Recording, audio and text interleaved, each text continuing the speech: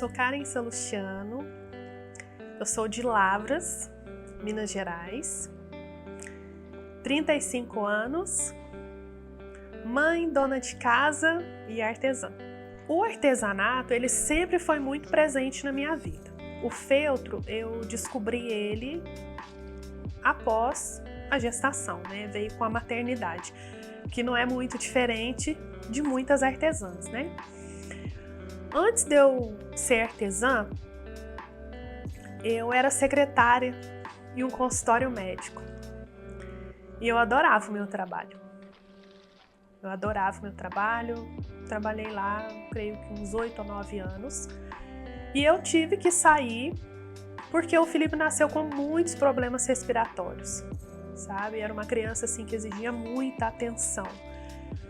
O combinado já era ele ir para a escolinha, mas aí, né, nada sai nos nossos planos. Então, mudança de planos. A Karen estava se graduando no curso de Educação Física. E aí a Karen ia se dedicar à maternidade, a cuidar do Felipe, que é o meu filho mais velho, e terminar a graduação.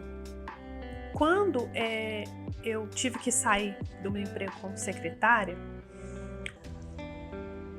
a minha visibilidade era trabalhar na minha área depois de formada.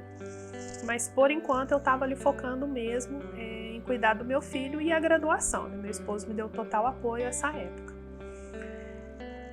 Só que no período de... Aí, quando o Felipe estava com 6 meses, eu comecei a pesquisar algumas coisas na internet, porque acho que assim, toda mãe quer fazer alguma coisa, né, pro filho, no aniversário de 1 ano. Eu até fiz uns copinhos no tema do Patati Patatá de EVA, mas só fiz e deu super certo, todo mundo gostou. Mas foi nesse dia que eu estava procurando alguma coisa, né, para fazer na temática dele ali, que eu me deparei com um vídeo no YouTube de uma artesã assim espetacular. Ela sempre foi e sempre vai ser a minha inspiração. O nome dela é Carmen Silvia. O trabalho dela é maravilhoso. A primeira peça em feltro que eu vi foi dela e era uma guirlanda de coruja. Quando eu vi ali a peça da Carmen, eu falei, eu vou fazer e eu vou vender. Gente, a primeira peça, nossa, ficou horrorosa. Mas eu fico feliz porque tudo tem uma evolução, né? É um ciclo. Então, faz parte. O meu esposo sempre deu muito apoio, então ele sempre falou, para você chegar no último degrau da escada, você precisa passar pelo primeiro, pelo segundo, e esse não tá lá em cima, ele tá lá embaixo. Então eu sempre vi o feltro como uma forma de empreender, de vender, né? E aí a minha primeira peça que eu fiz para venda foi uma guirlanda de safari. Pela primeira peça, até que ficou boa, mas hoje eu noto que ela estava horrorosa. Mas faz parte do meu crescimento, assim como faz parte do crescimento de todo mundo, não só na área do feltro, né? Eu acho que isso aí é em todas as áreas. Mas quando eu comecei com o feltro, não tinha muita diversidade de feltro. Eu não digo do fabricante, não. Era na minha cidade. Não tinha. Eram cores assim primárias. Branco, preto, vermelho, amarelo, azul. Então, às vezes, isso limitava um pouco você fazer peças assim mais coloridas e mais alegres. Mas com o passar do tempo, a gente nota que a gente tinha vários obstáculos ali, às vezes a gente não percebia, né? A execução do ponto caseado, a quantidade de enchimento, a gente colocar. Mas isso é coisa que faz parte, tudo a gente vai colocando, à medida que você vai errando, você vai aprendendo. Quando a gente começa, são poucas encomendas, uma coisa assim que é muito normal mesmo, jogar o preço lá embaixo, porque a gente quer pegar cliente de todo jeito, a gente quer fazer alguma coisa para produzir. quando a gente está começando, a gente não tem aquela visão a longo prazo, que se você não tem encomendas, hoje em dia a gente já entende isso, mas para a gente explicar isso para quem está começando é difícil. Você não tem encomendas, então faça uma peça que você goste e deixa ela ali. A gente não tem muito a gente quer encomendas, a gente quer trabalhar. O meu esposo sempre estava ali, dando certo ou não, você está fazendo o que você gosta. Então ele sempre foi assim, muito incentivador na questão assim de eu querer conquistar os meus objetivos, sabe? E ele sempre me deu muita força, eu sou muito grata. Hoje eu vejo que a vantagem de eu trabalhar com o artesanato, estou trabalhando no conforto da minha casa, né? Hoje eu tenho 2 filhos, não tenho só o Felipe, eu tenho o Felipe com 9 anos e tenho a Carol com 2 anos e meio. Então, é muito bom, porque de certa forma, eu quem cuido eles durante o dia, né? O meu esposo, depois que ele chega do trabalho, ele me ajuda bastante, mas a maior parte do dia eu fico ali com eles, então é conciliar o feltro, a casa e os filhos e a Karen, né? Que muitas de nós artesãs esquecemos, né, da artesã em si como mulher, né? E foca só naquela parte de empreendedora, de mãe e de dona de casa. Então a gente não pode perder a essência, né? No meu caso, a Karen como essência. E muitas vezes a gente perde. Na maioria das vezes a gente perde. Mas pra mim, eu falo que eu gosto, né, de ser a minha própria chefe, exigente, chatinha, mas eu gosto. Eu tô fazendo o que eu gosto, então pra mim tá ótimo. Eu tô feliz e isso é o que importa. Esse tempo de pandemia, eu não tive uma experiência muito boa. Quem assim é mais próximo de mim sabe que eu vinha perder os meus pais com a Covid-19, que eu não tinha força para fazer nada, sabe? Ali para mim tudo tinha acabado, sabe? Nada dava certo, a pandemia não acabava, não tinha vacina. E eu tava ali sofrendo, meu esposo sofrendo a perda, vendo o meu sofrimento, o meu filho Felipe, que era muito apegado à avó e ao vô.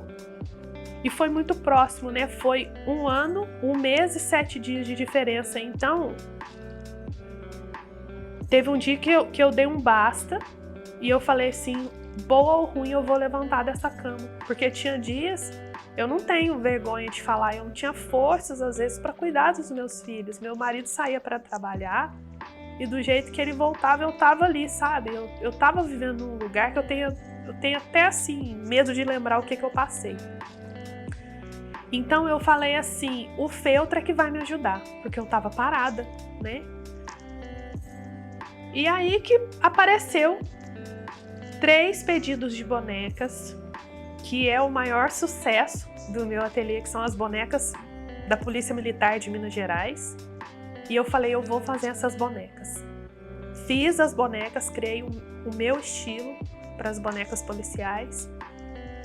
E aquilo me ajudou de uma tal forma, porque quando eu estava ali costurando, criando, desenhando, os meus filhos estavam ali do meu lado e eu via, sabe, a alegria deles verem que eu estava fazendo alguma coisa. A Carol não, porque a Carol é muito pequena, ele ainda não entende. Mas o Felipe, para ele foi muito importante ver a mãe ali costurando, né? E de certa forma, quando eu estava ali costurando, eu estava trabalhando, eu esquecia do pesadelo que a pandemia tornou minha vida, sabe? E realmente me ajudou muito. Então, por isso, eu voltei com as encomendas e eu trabalho com elas até hoje. Não pretendo largar. Eu tento conciliar, mas as encomendas fazem parte da minha vida porque eu preciso ocupar a minha cabeça de certa forma. Eu estar aqui na escola de feltro, ai, gente, eu tô realizando um sonho, porque a minha mãe, ela assistia as maratonas da escola de feltro e ela falava, minha filha, um dia você vai lá, né? E eu tô aqui hoje, graças a Deus.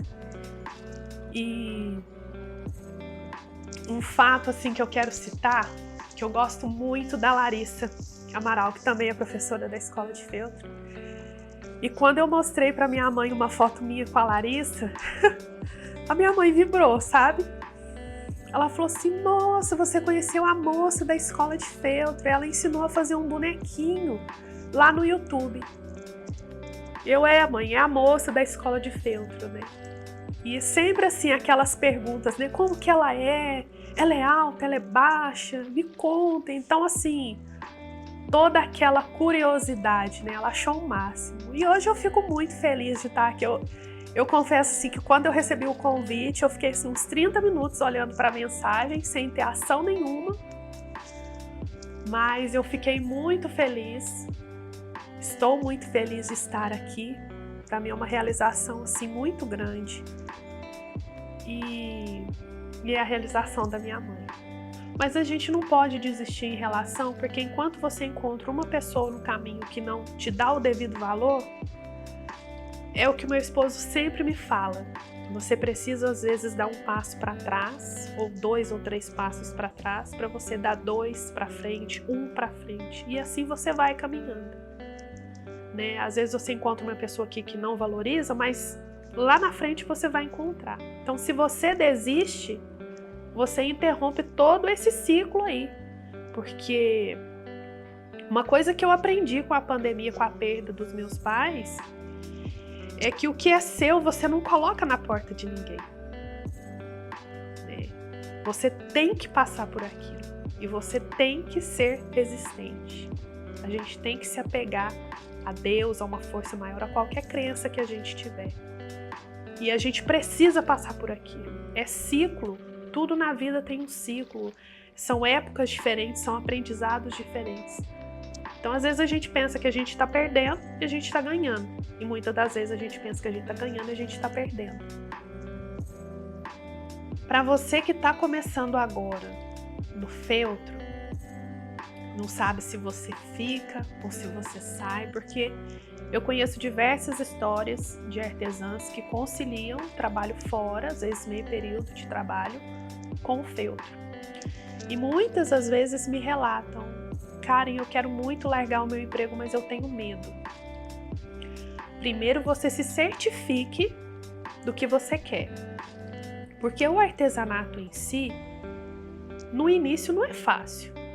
Né? São poucas encomendas, a gente não pode falar mentira, são poucas encomendas, é difícil fazer ali o seu nome, né? Criar a sua imagem perante a sociedade e mostrar realmente o seu trabalho. As redes sociais facilitam muito, mas existe uma certa dificuldade.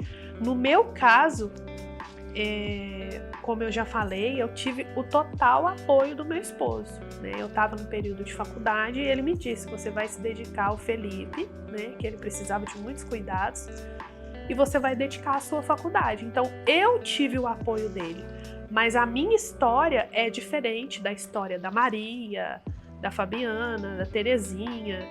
Então, cada situação é de um jeito. Se você gosta, se você tem um apoio, no caso eu tive do meu esposo, você segue.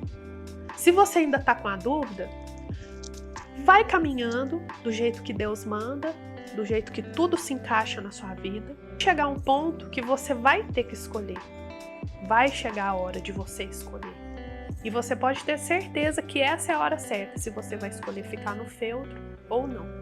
Eu não posso falar, desiste do seu trabalho e se dedique ao feltro, porque o início é diferente. Mas o feltro, o artesanato em si, né? Aqui a gente está sempre citando o feltro, mas o empreendedorismo como um todo, ele é assim, é ciclos. Então, se certifique se você quer mesmo, se é aquilo que você gosta, porque muitas pessoas me falam assim: ah, mas você trabalha com feltro, você gosta, nossa, fazer bonecas é uma terapia. Tem hora que não. Tem hora que não é uma terapia, igual o meu final de ano no Natal foi tenso. Tinha dia que eu finalizava de 2 a 3 bonecas por dia, né? Então eu me abdicava de muita coisa, de estar com meu marido e com os meus filhos. Então nem sempre é terapia.